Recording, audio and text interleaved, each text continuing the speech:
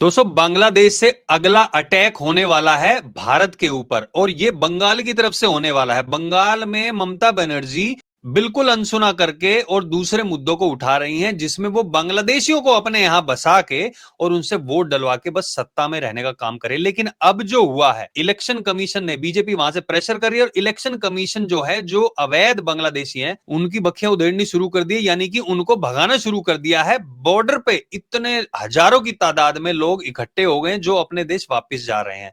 इसकी पीछे की असल कहानी क्या है और बांग्लादेश की तरफ से कैसे हमला होने वाला है भारत के ऊपर, इस पे हम चर्चा करेंगे। और हमारे साथ जुड़े हैं एक्स रो एन के सूद सर। सूद सर, नमस्कार, आपका बहुत बहुत स्वागत है। नमस्कार, शुक्रिया बहुत बहुत। बंगाल में, क्योंकि वो सबसे क्लोज वही है बांग्लादेश के, तो उस वहां पे क्या हो रहा है? ममता बनर्जी क्यों इतना उखड़ी हुई है? कितनी सरकार से इतना गुस्सा क्यों है? देखिए, ममता बनर्जी सरकार से गुस्सा नहीं है, ममता बनर्जी इसलिए नाराज है कि देश स्ट्रांग क्यों हो रहा है। और देखिए, जब से शेख हसीना थी तो वहां पे जब लोगों पर गोलियां चल रही थी बांग्लादेश के अंदर, तो ममता बनर्जी ने कहा आप यहाँ आ जाओ, मुसलमानों को इन्वाइट कर रही थी अपनी कंट्री के अंदर, क्योंकि उसका जो वोट बैंक है वो मुस्लिम्स है, और वो भी बांग्लादेशी। इस टाइम पे 3 करोड़ से ज्यादा बांग्लादेशी इंडिया के अंदर है, और सारे के सारे ज्यादातर बैठे हैं वेस्ट बंगाल के अंदर, और ममता बनर्जी को सपोर्ट करती है। रोहिंग्यास बैठे हैं यहाँ पे। देखिए, जब भी इलेक्शन होते हैं तो वेस्ट बंगाल के अंदर वायलेंस होती है। वायलेंस कौन करता है? बांग्लादेशी करते हैं, रोहिंग्यास करते हैं, ममता उनको यूज करती है एज ए टूल। और इस टाइम पे हमारी गवर्नमेंट बड़ा स्ट्रॉन्ग एक्शन ले रही है बांग्लादेश के खिलाफ। साथ एक एयरपोर्ट बनाया जा रहा है ताकि बांग्लादेश से कोई एंट्री ना हो पाए, जो वहां पे इलीगल लोग आते हैं। और बांग्लादेश की गवर्नमेंट के साथ साथ वहां पे आईएसए के 400 लोग बैठे हैं बांग्लादेश के अंदर, और इंडिया के अंदर उसी टाइप की प्लानिंग करने जा रहे हैं जो रेड फोर्ट के अटैक के अंदर की गई थी, यानी कि बहुत बड़ा अटैक होगा। और इस टाइम पे बांग्लादेश के अंदर टर्की की इंटेलिजेंस एमआईटी वो भी एक्टिव है, आईएसआई एक्टिव है जो पाकिस्तान की है, साथ में सीआईए वो एक्टिव है, क्योंकि सीआईए भी इंडिया को नुकसान पहुंचाना चाहती है, यानी कि यूएस अब इंडिया पे डिस्टर्बेंस करना चाहता है नॉर्थ ईस्ट की तरफ के ऊपर, या स्पेशली बंगाल के ऊपर, वो भी बांग्लादेश के रास्ते। और आपने देखा होगा कि पीएम मोदी की लाइफ पे अटेम्प्ट हुआ था जब अगस्त 31 को कोशिश की गई थी उनको मारने की। वो भी उनका एक आदमी बैठा था जैक्सन, जो बांग्लादेश के अंदर था। वो तो केजीबी और रॉ मिलकर के उसको आदमी को डिलीट कर दिया, मार दिया, जहर मिला दी उसे खाने में, नहीं तो पीएम मोदी की जान जा सकती थी। आज हमारे देश को नुकसान करने की कोशिश की जा रही है, पीएम मोदी को नुकसान करने की कोशिश की जा रही है, क्योंकि इंडिया की प्रोग्रेस को अमेरिका नहीं देख पा रहा, और ममता बनर्जी को किसी तरीके से पावर में बैठे रहे, देश जाए बाढ़ में, उनको कोई देश से मतलब नहीं है, उनको मतलब है मुस्लिम से। क्योंकि कुछ लोग ये भी कहते हैं ममता बनर्जी मुस्लिम से। लेकिन मेन बात है कि आज यहाँ पे इलेक्शन की बात चल रही है, क्योंकि 2026 में इलेक्शन होने, और इसके लिए ममता बनर्जी को चिंता यह है कि गवर्नमेंट इस टाइम पे एसआईआर लेके गवर्नमेंट अपने बॉर्डर पे स्ट्रेंथन कर रही है। साथ में एक और बात बता दूं कि 20,000 नए बीएसएफ के पर्सनल को रिक्रूट किया जाएगा बॉर्डर के ऊपर पेट्रोलिंग के लिए।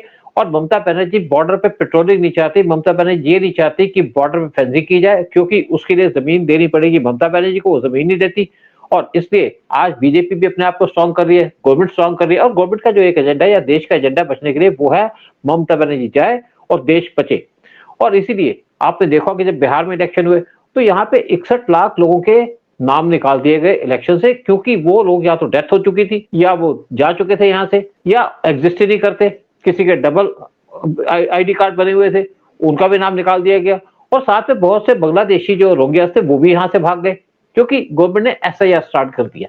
गवर्नमेंट ने एक नया कानून लेके आया, नागरिकता न्याय 2025, जिसके अंदर 12 स्टेट्स के अंदर पूरी की पूरी सर्चिंग की जाएगी। एआई को भी यूज किया जा रहा है उसके अंदर, लोगों को आइडेंटिफाई करने के लिए कौन इंडियन है, कौन दूसरा नेशनल है। इवन इलेक्शन कमीशन ने कह दिया आधार कार्ड और पैन कार्ड इसको भी नहीं माना जाएगा कि आपकी नागरिकता हो। और एसआईआर के लागू होने से बांग्लादेशियों में हड़कंप मच गया, क्योंकि कोई जेल तो जाना नहीं चाहता, और इसलिए इस टाइम पे भागना शुरू कर दिया है उन्होंने वेस्ट बंगाल से।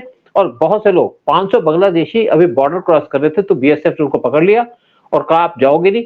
लेकिन लोग कहते हैं कि इनको जाने में क्या प्रॉब्लम थी बीएसएफ को। देखिए, बीएसएफ कहती है कि अगर आप हमारी कंट्री में इलीगल आए हो तो आपको उसी तरीके से भेजा जाएगा, यानी कि गवर्नमेंट टू गवर्नमेंट भेजा जाएगा, ताकि ये लोग दोबारा से इंडिया के अंदर एंटर ना करें।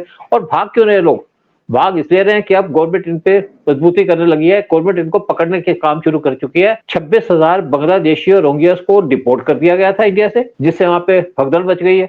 और ये भी कह दिया गया कि आधार कार्ड नहीं मिलेंगे किसी को, जो मिले हैं वो भी कैंसिल कर दिए जाएंगे। और इस टाइम पे 40 लाख के करीब राशन कार्ड और आधार कार्ड को कैंसिल कर दिया है, और ये कर दिया गया है सारे के सारे बांग्लादेशी या वो लोग जिनकी डेथ हो चुकी है। इससे भी ममता बनर्जी को प्रॉब्लम है, क्योंकि जिनका नाम था वोटर लिस्ट के अंदर उसके ऊपर कोई भी वहां पे वोट डाल सकता है, क्योंकि वहां पे पूरा कंट्रोल हो जाता है, ममता बनर्जी की गवर्नमेंट का गुंडे वहां खड़े हो जाते हैं और उनके छापे मार देते हैं। आपने बहुत से वीडियो देखे होंगे, जब पिछली बार इलेक्शन हुआ था तो लोग वहां पे घुस करके जबरदस्ती अपनी वोटिंग डाल रहे थे, किसी की भी वोटिंग डाल रहे थे, और यही था ममता बनर्जी का जीतने का राज वेस्ट बंगाल के अंदर पिछले इलेक्शन में, उससे भी पहले मिला तो होगा। आपने बोला आधार कार्ड को नहीं माना जाएगा, पैन कार्ड को नहीं माना जाएगा। बंगाल के एक हॉस्पिटल में से ही 3500 नकली बर्थ सर्टिफिकेट मिला, यानी कि बर्थ सर्टिफिकेट भी बनाए जा रहे हैं। किसी भी देश में आप पैदा हो, कोई दिक्कत नहीं, आप बंगाल में आ जाओ, आपको इंडिया में पैदा हुआ बना दिया जाएगा।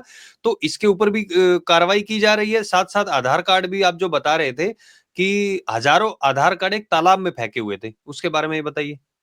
नहीं, अब देखिए ना, ये समझ में आ गया कि इनको आधार कार्ड की वैलिडिटी नहीं है, उससे आपकी नेशनलिटी प्रूव नहीं होती। पहले था कि आपके पास आधार कार्ड है, पैन कार्ड है तो आप इंडियन नेशनल है। अब इसी चक्कर में 3 करोड़ बांग्लादेशियों को इंडिया से बाहर निकालने का रास्ता दिया जा रहा है इनको। अब पीएम मोदी की एक स्टेटमेंट आई थी कुछ महीने पहले, पीएम मोदी ने कहा था कि इंडिया के डेमोग्राफी को चेंज किया जा रहा है। यहाँ के, यानी कि इंडिया एक हिंदू कंट्री है, लेकिन यहाँ पे मुस्लिम आ जाते हैं, क्रिश्चियन कन्वर्ट कर दिए जाते हैं, फिर यहाँ पे डेमोग्राफी चेंज हो जाती है। और यही काम करना चाहती है कांग्रेस, यही काम करना चाहती है टीएमसी, क्योंकि अगर यहाँ पे मुस्लिम होंगे तो मुस्लिम इनको वोट देंगे। और ये कहा जाता है मुस्लिम बीजेपी को वोट देते नहीं है, क्योंकि बीजेपी नेशनल इंटरेस्ट को देखती है। और इनका मतलब है, इनका है कि इनको पर्सनल इंटरेस्ट होते हैं, चाहे अखिलेश यादव हो, चाहे तेजस्वी यादव हो, चाहे ममता बनर्जी हो, चाहे राहुल गांधी, ये सबके सब इंडिया के दुश्मन है, इंडिया के खिलाफ काम करना चाहते हैं, यानी कि बांग्लादेशियों को इंडिया के अंदर बसाना चाहते हैं और वो यूज करते हैं वोट बैंक। आपने देखा होगा कि बहुत बार यहाँ पे हमारी यात्रा निकलती है, जब मंदिरों के जब पूजा करती है, तो उस टाइम पे भी बांग्लादेशी और रोहिंग्यास को पत्थर दिए जाते हैं, रॉड दिए जाते हैं कि मारो इनके ऊपर, और बम भी दिए जाते हैं। एक सियालदह रेलवे स्टेशन है जहां पे देखा गया कि बहुत सा रश था, बहुत से लोग गाड़ी में चढ़ने की कोशिश कर रहे थे। कौन थे ये लोग? सारे के सारे बांग्लादेशी जो इंडिया से भागने की कोशिश कर रहे हैं। और एक न्यू टाउन बस्ती है वेस्ट बंगाल के अंदर, जिसको पूरा खाली कर दिया गया है। और इस टाइम पे जो इलेक्शन कमीशन है, उसने 4 नवंबर से यहाँ पे बीएलएस को भेजा और काम करना शुरू कर दिया है कि यहाँ पे जितने भी लोग इलीगल है उनको आइडेंटिफाई किया जाए। साथ में जैसे कहा कि यहाँ पे एआई का यूज किया जा रहा है, आर्टिफिशियल इंटेलिजेंस का यूज किया जा रहा है लोगों को आइडेंटिफाई करने के लिए। और इससे पहले, एक दिन पहले, जब ममता बनर्जी को पता चला कि यहाँ पे तो लोगों को भगाने की कोशिश की जा रही, तो नवंबर 3 को ममता बनर्जी सड़कों पर आ गई, डिमॉन्स्ट्रेशन करनी शुरू कर दी, और साथ में 100 के करीब डीएम, डिस्ट्रिक्ट मजिस्ट्रेट, उनको शिफ्ट कर दिया। क्योंकि कलकत्ता के अंदर, जैसे आपने कहा, फेक बर्थ सर्टिफिकेट बनाए जा रहे हैं वेस्ट बंगाल के अंदर, और उनका जन्म कहाँ हुआ है? बांग्लादेश में, उनके बर्थ सर्टिफिकेट बनाए जा रहे हैं। तो गवर्नमेंट ने ये भी कह दिया कि अब जो ऐसे बर्थ सर्टिफिकेट होंगे उन पे उनको नेशनलिटी नहीं मिलेगी। मुर्शिदाबाद, जहां पे पिछली बार बहुत वायलेंस की हुई थी, और वायलेंस की गई थी मुस्लिम्स ने अगेंस्ट हिंदूज, वहां पे 150 बम मिले हैं। यानी कि यहाँ पे पूरी की पूरी साजिश थी। जो 2026 का इलेक्शन होना, वहां पे पूरी साजिश चल रही थी इलेक्शन को जीतने की। लेकिन जब इनके 3 करोड़ लोग, जिनके जो बांग्लादेशी हैं, उनके आईडी कार्ड खत्म हो जाएंगे, उनका इलेक्शन कार्ड खत्म हो जाएगा, तो वोट नहीं दे पाएंगे। साथ में एक और चीज चल रही है कि जितने भी लोग मर चुके हैं या जिनकी डेथ हो चुकी है, जो ट्रांसफर हो चुके हैं, जिनका नंबर अभी तक 40 लाख आता है, उनके भी इलेक्शन कार्ड को कैंसिल किया जा रहा है। तो इसका मतलब है कि जिनके नकली वोट डलने थे वो ममता बनर्जी डाल नहीं पाएगी। तो ममता बनर्जी का टाइम आ चुका है बाहर निकलने का। जब बीजेपी यहाँ पे इलेक्शन लड़ी थी पहली बार, तो बीजेपी को कोई सीट नहीं मिली थी। जब सेकंड टाइम इलेक्शन लड़ी थी तो बीजेपी को 3 सीटें मिली। जब बीजेपी इलेक्शन लड़ी तो बीजेपी को उस टाइम पे मिली थी 77 सीट्स। उस टाइम पे ममता बनर्जी हार गई थी। ऐसा लगता है कि बीजेपी ने पूरा डिसाइड कर लिया कि इलेक्शन यहाँ जीतेंगे, क्योंकि इलेक्शन जीतना कोई बड़ी बात नहीं है, हारना कोई बड़ी बात नहीं है। मेन इशू है कि हमको जो इलेक्शन जीतने के अंदर जो काम करना, वो है इंडिया की डेमोग्राफी को रोकना, या एंटी इंडिया जो लोग हैं उस पर काम करना। अगर कोई भी पार्टी हो, फर्क नहीं पड़ता, कांग्रेस हो, बीजेपी हो, कोई पार्टी हो। लेकिन बात यह है कि जब आप एंटी नेशनल काम करेंगे, जब आप बांग्लादेशियों को यहाँ पे इंडिया के अंदर इंपोर्ट करेंगे और बांग्लादेशियों को इंडिया का नागरिक बनाएंगे, तो जो हिंदू की मेजोरिटी है वो कम हो जाएगी। और यही काम कर रही है ममता बनर्जी, यही काम करना चाहते हैं अखिलेश यादव, और यही काम कर रहे थे तेजस्वी यादव, और यही काम कर रहे हैं सबसे जो बड़े इसके मालिक हैं वो है राहुल गांधी, जो इंडिया की डेमोग्राफी को चेंज करना चाहते हैं। आपने देखा होगा राहुल गांधी मंदिर नहीं जाते, लेकिन जब इलेक्शन होता है तो मंदिर के पास जाकर के नारियल फेंकते हैं। तो ब्राह्मण है ना सूद सर? ना तो ब्राह्मण है, ना वो हिंदू है। ये नहीं पता मुझे कि मुस्लिम है या क्रिश्चियन है या कोई और है, लेकिन हिंदू नहीं है राहुल गांधी। नाम गांधी रखने से आप हिंदू नहीं बनते।